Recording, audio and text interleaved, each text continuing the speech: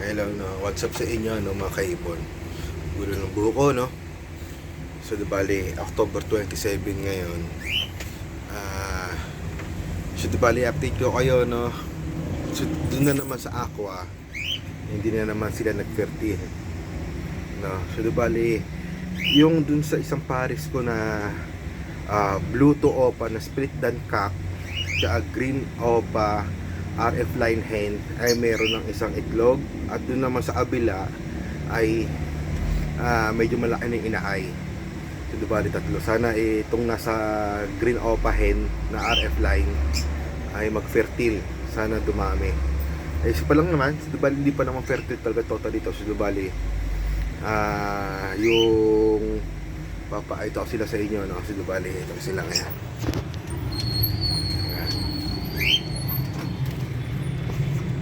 Bali, ay ito yung isa yung cock na blue to opa na split dan. Tapos ang ito yung hen.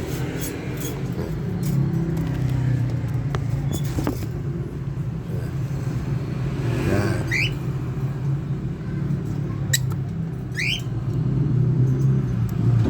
Yung green opa hen na yan ay RF line. Ito yung egg nila. Ayan. Yung egg nila, no? Yan, sasara na lang natin. Yung hen is nandun sa loob. Ito yung cock. Yan. Yan yung cock. Sana mag-fertile. Ito naman ang isa sa may green opaline cock na RF line. Tapos yung parblo opa na split dan hen. Ito sila sa inyo. Yun ang inakay. Yan ang inakay.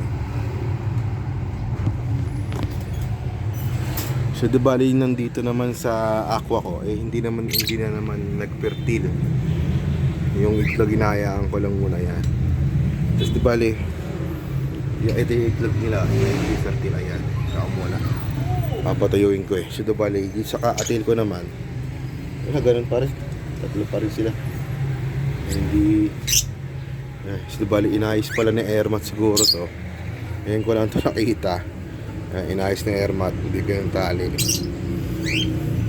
Kasi si Airmat, yung mother ko kasi, ang alaga niya to. Yan, yung mga kaatil ko. Mga kaatil siya, nagano yan. Parang yung pinaka-favorite niya yung mga kaatil. Yan, ito tawag namin dito si Pikachu. Yan. Tapos dito, wala, kakasalang ko lang ulit nito wala pang egg niya. Ito bali yun lang.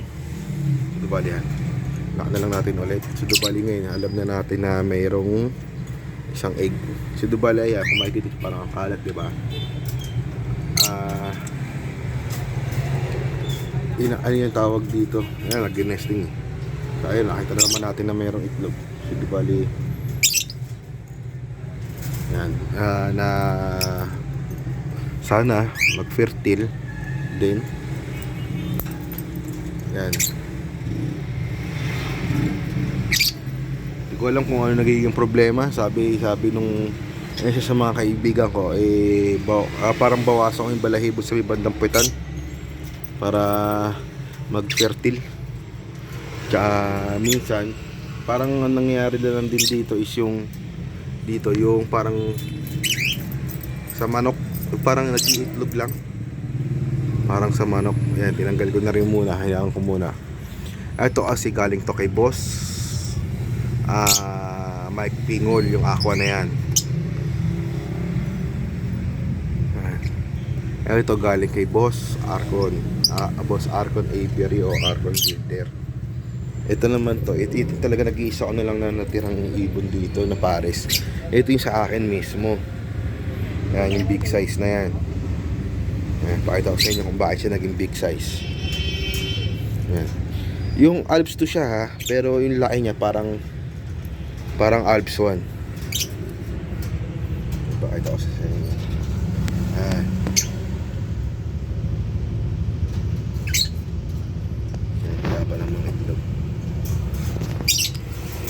So di bali, yun lang naman.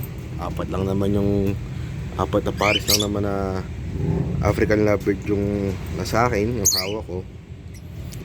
I think kapag ano ay sana mag-fertile. Ayan. Nakita ko kasi na nagsusubuhan itong mga to, tsaka gusto nung pumali nitong mga nakaraang buwan itong lalaki, tsaka ganda rin naman din yung hen. So di bali, sana mag-fertile, maging okay yung mutations nila. Sana ito, hindi ko susukuhan to guys. May sihir. So yun lamang kay mga kaibon, no? Yun lang naman ang munting update sa ating mga alagang ibon, no? November na, 27 na ngayon. Sana makabisita sa ating mga minamahal na yung mga kamag-anak. At mag-ingat kayo palagi, no, mga kaibon, always. So di bali, just like, share, and subscribe na rin sa YouTube channel para dumami pa tayo. Maraming salamat na, mga kaibon. Yan na, magka-alas 6 pa lang ng umaga. Ayan na sila. Okay? Ayan na sila. Kita na blue. Parang na-blue yung pakpak. Parang blue siya. Tapos ito ang mga magulang. Green opaline cock na RF line, tsaka Parblo opa na split dan hen.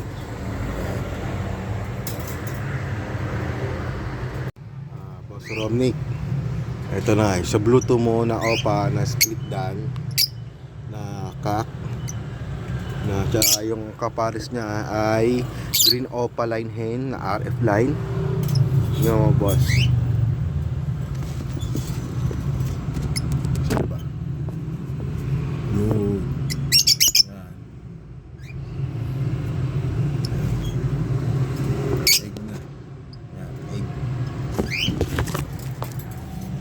Egg na, boss.